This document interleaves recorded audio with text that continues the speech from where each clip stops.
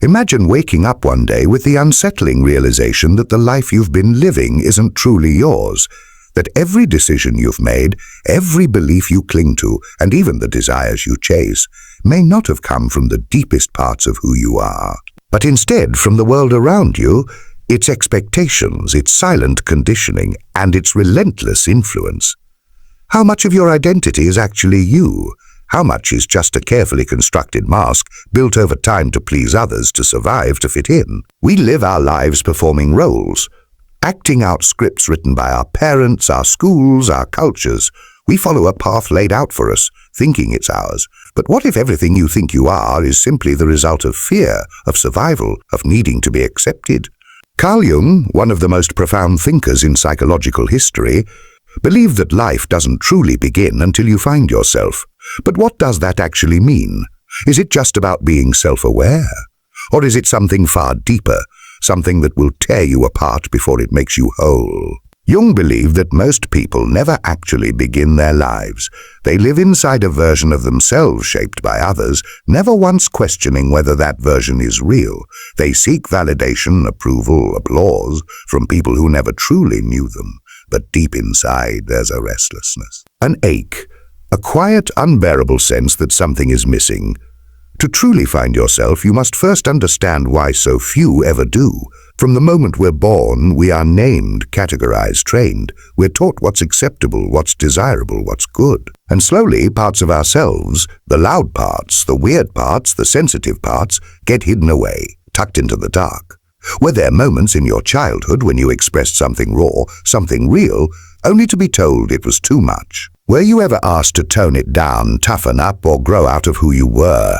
Each of those moments carved away a piece of you. In response, you built a mask, what Jung called the persona. It's the face you wear to function in society. It helps you survive. It helps you belong. But over time, the persona becomes your prison. You forget there's someone beneath it. Someone real. Someone screaming to be seen. And on the other side of that mask is the shadow. The shadow is everything you hide. Your guilt, your rage, your fears, but also your deepest gifts, your sensitivity, your fire, your truth. And here's the twist, what you suppress doesn't disappear, it waits. And it finds ways to speak in your triggers, your self-sabotage, your jealousy, your unexplained sadness. Have you ever hated someone with intensity without knowing why? Have you ever been shaken by someone else's behavior, only to realize, deep down, it mirrored something in you? The shadow doesn't lie dormant. It leaks into your life in ways you can't predict. Jung said, what you resist persists. And what you don't confront in yourself will control you from the dark. But here's the truth that most people never learn. Your shadow is not your enemy. It is the missing half of your soul. Jung taught that psychological growth doesn't come from killing the shadow. It comes from integrating it. It comes from facing the truths you've buried and reclaiming the parts of yourself you've abandoned. Because when you do, you stop pretending. You stop living in fear. You stop needing approval, and you finally become whole. This is where your true life begins. But make no mistake, this journey is not easy. It will challenge you. It will strip you bare. It will force you to admit that much of what you thought was you was just a survival strategy. Most people never want to look this deep because it requires pain and it requires silence. That's why we keep ourselves distracted. We binge, scroll, chase, consume, anything to avoid sitting quietly with ourselves. Because in that stillness, the truth starts to rise, and it can be terrifying. Your unconscious mind has been speaking to you your entire life. Through dreams, instincts, discomforts, but you were never taught how to listen. Jung believed that your unconscious holds not just your darkness, but your genius, your purpose, your calling. You've felt it, haven't you? That longing. That sense that there's more. That some powerful version of you is trapped just beneath the surface, waiting. That isn't fantasy. That's your soul trying to break through. Jung called this process individuation, becoming your truest self by integrating all that you are, the light and the dark, the child and the adult, the weakness and the power. And that's when life becomes yours. But first, you have to be brave enough to stop running. To ask, where do my patterns come from? Why do I fear what I fear? Why do I chase what I chase? Whose voice is this in my head? And as you begin to answer these questions, you'll realize something shocking, that many of your fears aren't even yours. They were planted there, in childhood, in culture. In trauma, let's take the fear of rejection. You bend yourself to be liked. You hide your voice to avoid disapproval. But what if this fear was born the first time you weren't picked, weren't hugged, weren't heard? That's not a weakness. It's a wound. And if you stop ignoring it, it can become your strength. Because once you understand where your pain comes from, you begin to reclaim your power. Jung taught that we each contain universal psychological forces, archetypes, ancient energies that live in our unconscious, shaping how we think, love, act, and dream.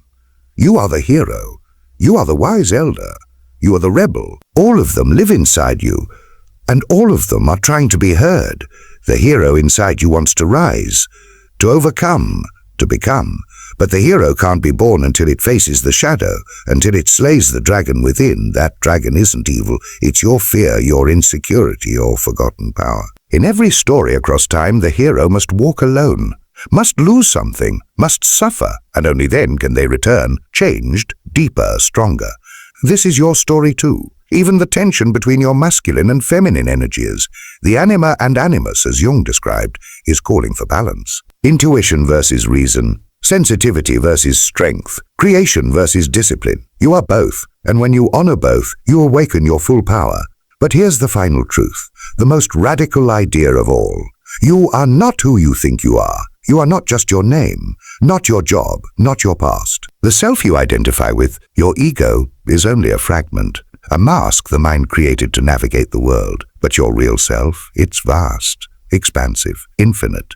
Jung taught that the self is not a fixed identity. It is a living process, a becoming. The you watching this, listening now, is just one moment in a long story, a story shaped by ancestors, dreams, symbols, and silence. A story of remembering, not creating who you truly are. You are consciousness itself, flowing, shifting, evolving, and once you realize this, fear begins to die. The old you begins to dissolve, and something far greater takes its place. So what now? You surrender. You release the labels. You walk toward the unknown. You listen to your dreams, your instincts, your discomfort, because these are not distractions. They are directions. You stop performing. You start becoming, and you will lose people. You will confuse others, but you will feel whole, and you will finally be free, because life does not truly begin until you find yourself, and you were never really lost. You were just waiting. Now you remember. But what does it truly mean to find yourself? It's not about surface changes. It's not about quitting your job, changing your name, or running away to some remote place hoping life feels different. You can do all that and still carry your old wounds into new scenery. Real transformation is internal. It is invisible. It begins the moment you stop asking the world for permission to be whole. The moment you turn inward and face the mirror that doesn't lie. This mirror is not made of glass. It's made of silence. It shows you the things you don't want to see, your patterns, your pain, the people you've hurt, the needs you've denied. And yet it also shows you something beautiful. The real you, untouched by performance, waiting behind every false smile and quiet compromise. Jung warned us the most terrifying thing is to accept oneself completely. Why terrifying? Because we are taught to be fragments, to be palatable, to be likable, to be good. But the self, the true self, it doesn't care about being liked, it demands to be lived. And this is why most people retreat. They sense the truth rising inside them, and they silence it. They drown it in busyness, in distraction, in denial. Have you ever noticed how hard it is for people to just sit still? No phone, no noise, just them. That discomfort you feel in stillness, that's not boredom, that's the sound of your real self knocking, asking to be seen. And every time you ignore it, you drift further from the life you were meant to live. So what happens when you answer the knock? Your life begins to unravel, and that's a good thing. You start realizing which friendships were built on your mask, not your truth. You start hearing your own voice louder than the voices of others. You stop people-pleasing. You stop chasing things that leave you empty. And you begin to feel things you've buried for years. Pain will rise. Grief will surface, but so will clarity. You'll look back on the person you were and realize you were never weak. You were surviving. You were adapting. You were doing what you had to do in a world that never asked who you really were. But now you're asking, and in that asking a new self begins to form, not born from fear but from truth. Jung believed the self was a sacred union, The conscious and the unconscious, light and shadow, masculine and feminine, all woven into one whole being. Most people live in fragments. They deny their desires. They hide their rage. They pretend they're okay. And all of this pretending drains their soul good. That's why so many people feel exhausted, without knowing why. It's not the job, it's not the bills, it's the burden of self-denial. The fatigue of being everything to everyone, except yourself. But here's what no one tells you. The moment you drop the act, your energy returns, your joy returns, your clarity returns, not because life gets easier, but because you're no longer leaking yourself to stay liked. This is the power of wholeness. Jung didn't just study the mind. He studied myth, religion, dreams, symbols. He believed that within each of us are universal stories playing out in private. These stories, archetypes, are more than just patterns. They are your soul script. The lover, the seeker, the magician, the orphan, the warrior, the caregiver, the creator. You have played them all, sometimes in one lifetime, sometimes across many. But the question is, which archetype is asking to lead now? Which inner force are you suppressing because it doesn't fit in? Maybe the warrior in you is tired of being silent. Maybe the creator in you is suffocating in routines. Maybe the lover in you is starved for connection. Or maybe the seeker in you is finally ready to ask, who am I beneath all this? All this is not spiritual fluff. This is deep psychological truth. When you live out of alignment with your inner archetypes, you suffer. You become depressed, anxious, chronically fatigued. You get stuck in loops. You chase highs that never last. Why? Because your soul is starving for authenticity. So let's talk about the soul. Jung believed the soul is the bridge between the conscious and unconscious mind. It's not logical. It's not practical. But it is wise. And when you ignore the soul, life loses its color. Food becomes fuel. Relationships become transactions. Days blur together. You wake up one day and feel dead inside. That's the warning sign. That's your soul saying, or wake up. You're not living, you're performing. But when you listen, really listen, the soul becomes your compass. You start saying a no without guilt. You stop explaining yourself to people committed to misunderstanding you. Begin to trust your instincts. You choose peace over performance, stillness over chaos, depth over distraction. And for the first time, maybe in your entire life, you feel home. Not in a place, not in a person, but in yourself. This is the path Jung called the individuation process. The unfolding of the self into wholeness. And the only way out is in. But what does this actually look like? It looks like sitting with your shame until it softens into understanding. It looks like forgiving your younger self for the things they did just to survive. It looks like letting go of people who loved your mask but never knew your soul. It looks like choosing solitude over shallow approval.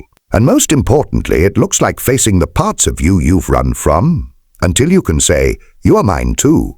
The ego doesn't like this. The ego wants control. It wants certainty. It wants identity. But identity without truth is just armor. The armor will protect you, but it will also isolate you. It will keep you from feeling, from connecting, from living. Jung taught that the ego must be dethroned, but not destroyed. The ego has a role. It gives you structure, a sense of I. But when the ego believes it is the whole self, life becomes a prison. You start defending illusions. You fight for lies.